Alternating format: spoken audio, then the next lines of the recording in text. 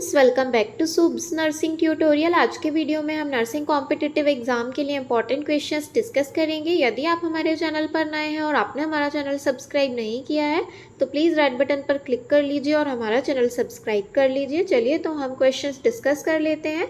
जैसे कि आप यहाँ पर देख सकते हैं, क्वेश्चन नंबर फर्स्ट में पूछा गया है normal range of ICP is.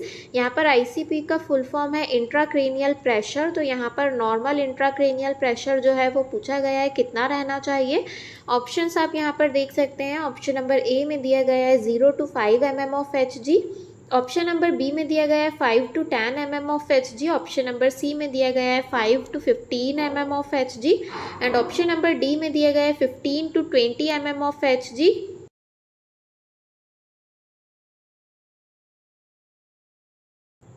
तो यहाँ पर इसका जो राइट आंसर है that is option number C 5 to 15 mm of Hg। फिर उसके बाद नेक्स्ट क्वेश्चन डिस्कस कर लेते हैं। यहाँ पर पूछा गया है if a nurse notes colourless drainage on dressing after surgery of brain tumour then which of the following is the prompt nursing action. यहाँ पर पूछा गया है कि यदि ब्रेन ट्यूमर की सर्जरी हुई हो और ड्रेसिंग करते टाइम जो नर्स हैं वो कलरलेस ड्रेनेज को जो है नोट करती हैं तो उस टाइम पर उन्हें क्या नर्सिंग एक्शन लेना चाहिए। ऑप्शंस यहाँ पर देख सकते हैं। Option number A is notify the physician, physician को नोटिफाई करेंगे। Option number B is elevate the head of bed, या फिर जो बेड है उसका हेड साइड एलिवेट करेंगे। Option number C is documentation and option number D is monitor the patient continuously, या फिर हमें पेशेंट को कंटिन्यूअसली मॉनिटर करना है।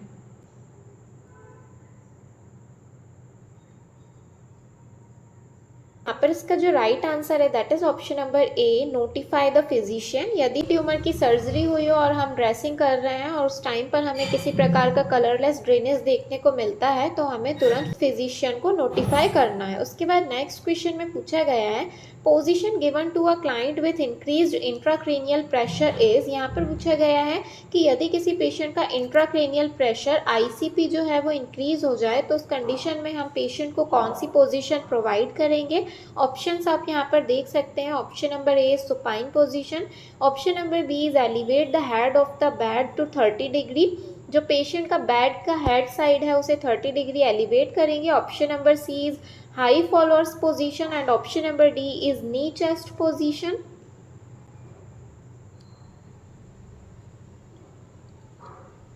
राइट आंसर है that is option number B elevate the head of the bed to 30 degree. हमें जो patient का बेड है उसके हेड साइड को 30 डिग्री तक एलिवेट करना है यदि पेशेंट का ICP इंट्राक्रेनियल प्रेशर जो है वो इंक्रीज हो रहा है तब। उसके बाद नेक्स्ट क्वेश्चन में पूछा गया है all of the following measures are used to decrease brain oedema except. यहाँ पर पूछा गया है कि ये सभी जो हैं ब्रेन एडिमा को डिक्रीज करने में हेल्प करते हैं सिर्फ किसी एक को छोड़कर। Option number A is hydrocortisone, option number B is hyperventilation, option number C is dextrose infusion and option number D is mannitol infusion.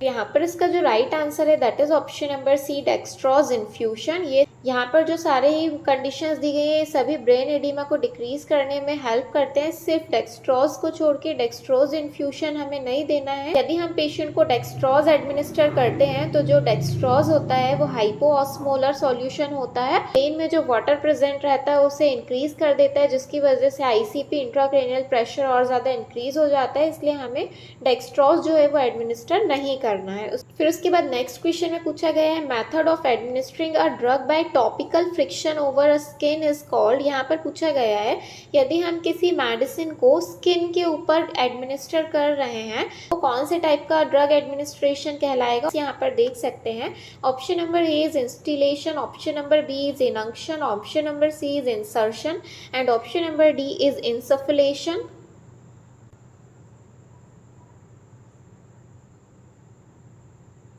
इसका जो राइट आंसर है that is option number B inunction. Inunction ऐसी process होती है यदि हम किसी भी पेशेंट को ऑयल या फिर कोई भी ऑइंटमेंट एडमिनिस्टर कर रहे हैं जो कि हम स्किन पर अप्लाई करते हैं तो उसे इनक्शन रूट से दिया जाता है। उसके बाद नेक्स्ट क्वेश्चन में पूछा गया है D dimer test is used to rule out the presence of. यहाँ पर पूछा गया है डी डेमायर टेस्ट जो है वो किस चीज़ की प्रेजेंस को फाइंड आउट करने के लिए यूज़ किया जाता है। Option number A is blood clot, option number B is tumor, option number C is glucose, and option number D is immunoglobulins.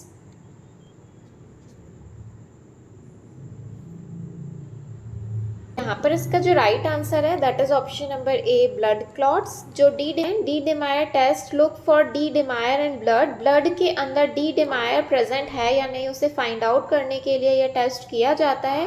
D De Moivre क्या होते हैं? तो डी डिमायर एक प्रकार के प्रोटीन के फ्रेगमेंट होते हैं, स्मॉल पीसेस के, जो कि ब्लड क्लॉट से मिलकर बने हुए होते हैं और बॉडी में डिसॉल्व होते हैं। यदि सपोज कि हमारे बॉडी में कोई इंजरी हुई है और उस टाइम पर वहाँ पर प्लेटलेट एग्रीगेशन होकर ब्लड का क्लॉट हो चुका है, उसके बाद जो ये क्लॉट है वो ब्लड में डिसॉल्व हो जाते हैं और ये जो ब्लड के जो क्लॉट डिसॉल्व होते हैं ये एक प्रकार से प्रोटीन फ्रेगमेंट बन जाते हैं जिन्हें डी डिमायर कहा जाता है। और ये डी डिमायर जो है ब्लड में इसे आइडेंटिफाई करने के लिए हम डी डिमायर टेस्ट को यूज़ करते हैं। फिर नेक्स्ट क्वेश्चन में पूछा गया है, a nurse is reviewing the history of a patient with bladder cancer, she expect to note documentation of which most common symptom of this type of cancer. यहाँ पर पूछा गया है कि यदि एक पेशेंट है जो कि ब्लैडर कैंसर से सफ़र कर रहा है और यदि हम उसकी हिस्ट्री ले रहे हैं तो हमें डॉक्यूमेंटेशन करते टाइम सबसे ज़्यादा कौन से कॉमन सिम्टम को हमें नोट डाउन करना है, आइडेंटिफाई करना है। ऑप्शंस यहाँ पर देख सकते हैं। Option number A is haematuria, number B is, option number C is frequency of urination and option number D is urgency of urination.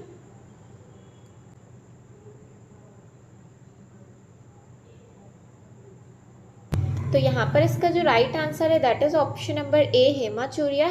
यदि यूरिन के साथ ब्लड प्रेजेंट हो तो उसे हेमाचूरिया कहा जाता है। फिर उसके बाद नेक्स्ट क्वेश्चन में पूछा गया है, विच of the following is screening method for cancer cervix. यहाँ पर पूछा गया है यदि सर्विक्स का कैंसर हो और उसके लिए हमें स्क्रीनिंग टेस्ट करना हो तो कौन सा स्क्रीनिंग टेस्ट परफॉर्म किया जाता है। ऑप्शंस देख सकते हैं। Option number A is CA-125, option number B is pap smear test, option number C is PSAT prostate specific antigen and option number D is carcinoembryonic antigen test.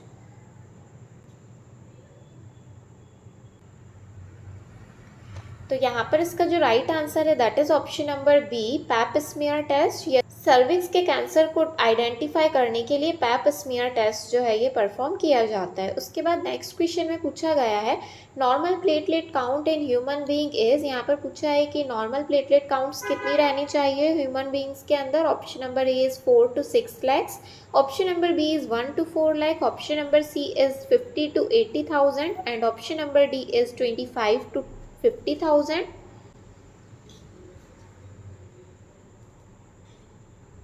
यहाँ पर इसका जो राइट आंसर है that is option number B 1 to 4 lakh। Normal जो human beings के अंदर platelets हैं वो 1 to 4 lakh रहना चाहिए। उसके बाद नेक्स्ट क्वेश्चन में पूछा गया है, blood group was discovered by. यहाँ पर पूछा गया है ब्लड ग्रुप जो है वो किसके द्वारा डिस्कवर किया गया था।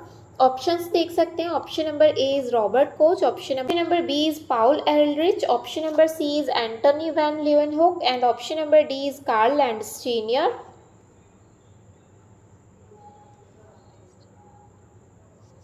यहाँ पर इसका जो राइट आंसर है that is option number D Karl Landsteiner जो थे इन्होंने ब्लड ग्रुप को डिस्कवर किया था। फिर उसके बाद नेक्स्ट क्वेश्चन में पूछा गया है, विच of the following is the most common cancer of the oral cavity. यहाँ पूछा गया है ओरल कैविटी में होने वाला सबसे ज़्यादा कॉमन कैंसर कौन से टाइप का है। ऑप्शंस देख सकते हैं। Option number A is adenocarcinoma, option number B is melanoma, option number C is squamous cell carcinoma and option number D is sarcoma.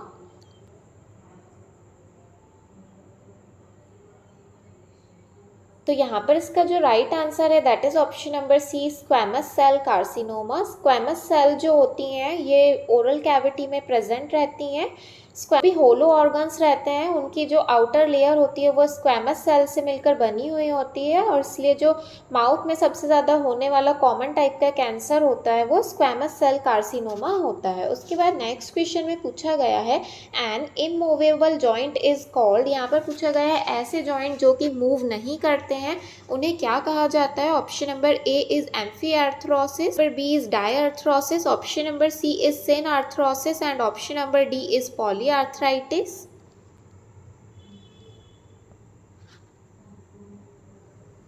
तो यहाँ पर इसका जो राइट आंसर है that is option number C, synarthrosis. ऐसे joints जो कि move नहीं करते हैं उन्हें सेन आर्थरोसिस कहा जाता है। इसका एग्जांपल आप यहाँ पर देख सकते हैं, जो स्कल बोन होती है, स्कल बोन के अंदर जो सूचर्स होते हैं, ये एग्जांपल है सेन आर्थरोसिस के। जो सूचर्स रहते हैं ये एक प्रकार के इमूवेबल जॉइंट होते हैं जो कि आपस में कनेक्टेड तो रहते हैं लेकिन ये मूव नहीं होते हैं। फिर उसके बाद नेक्स्ट क्वेश्चन देख सकते हैं, यहाँ पर पूछा गया है which hormone is secreted by pineal gland. यहाँ पर पूछा गया है पीनियल ग्लैंड के द्वारा कौन सा हार्मोन सिक्रीट होता है। ऑप्शंस यहाँ पर देख सकते हैं, option number A is melatonin, option number B is adrenaline, option number C is progesterone and option number D is testosterone.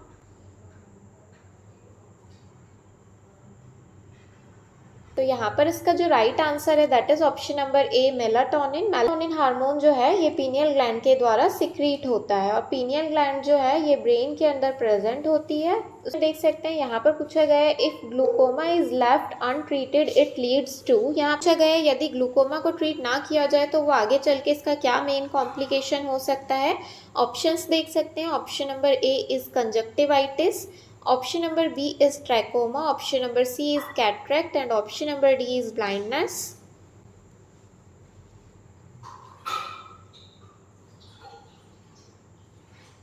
तो यहाँ पर इसका जो राइट आंसर है that is option number D blindness. Treat ना किया जाए तो आगे चल के जो पेशेंट है वो उसे ब्लाइंडनेस के सिम्टम्स भी हो सकते हैं। उसके बाद नेक्स्ट क्वेश्चन में पूछा गया है most common malignancy in children is. यहाँ पर पूछा गया है सबसे ज़्यादा कॉमन टाइप की मैलिग्नेंसी या कैंसर जो है चिल्ड्रंस में होने के चांसेस होते हैं।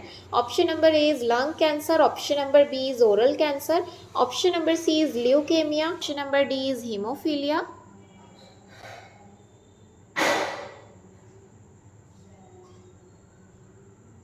तो यहाँ पर इसका जो राइट आंसर है that is option number C leukaemia. जो सबसे ज़्यादा मोस्ट कॉमन टाइप की मैलिग्नेंसी है जो कि चिल्ड्रन में होने के चांसेस रहते हैं that is leukaemia. Leukaemia type का जो कैंसर है ये सबसे ज़्यादा चिल्ड्रंस में होता है। उसके बाद नेक्स्ट क्वेश्चन में पूछा गया है the antidote of paracetamol is. यहाँ पर पूछा गया है कि पैरासिटामोल का एंटीडोट क्या रहेगा। Option number A cyclosporine, option number B is N acetylcysteine, option number C is cyclophosphamide and option number D is diclofenac.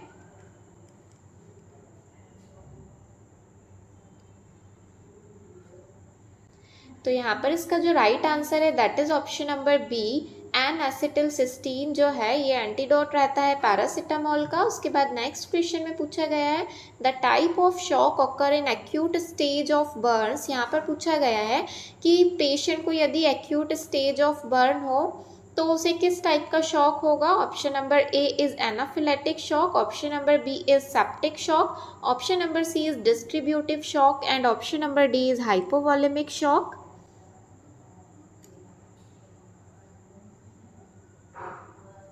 ये पेशेंट को बर्न की कंडीशन हुई है तो उससे क्या होगा, जो पेशेंट है उसकी बॉडी में फ्लूइड और ब्लड का लॉस हो जाएगा जिसकी वजह से पेशेंट को हाइपोवोलेमिक शॉक होने के चांसेस बढ़ जाएंगे। उसके बाद नेक्स्ट क्वेश्चन में पूछा गया है which lab test is use to be monitored while the client is on aminoglycoside therapy.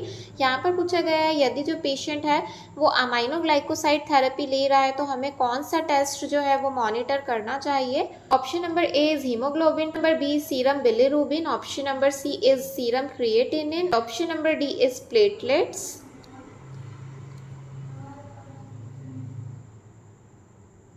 जो राइट आंसर है that is option number C serum creatinine. यदि पेशेंट जो है अमाइनोग्लाइकोसाइड थेरेपी ले रहा है तो उसके लिए जो हम टेस्ट यूज करेंगे दैट इज सीरम क्रिएटिनिन।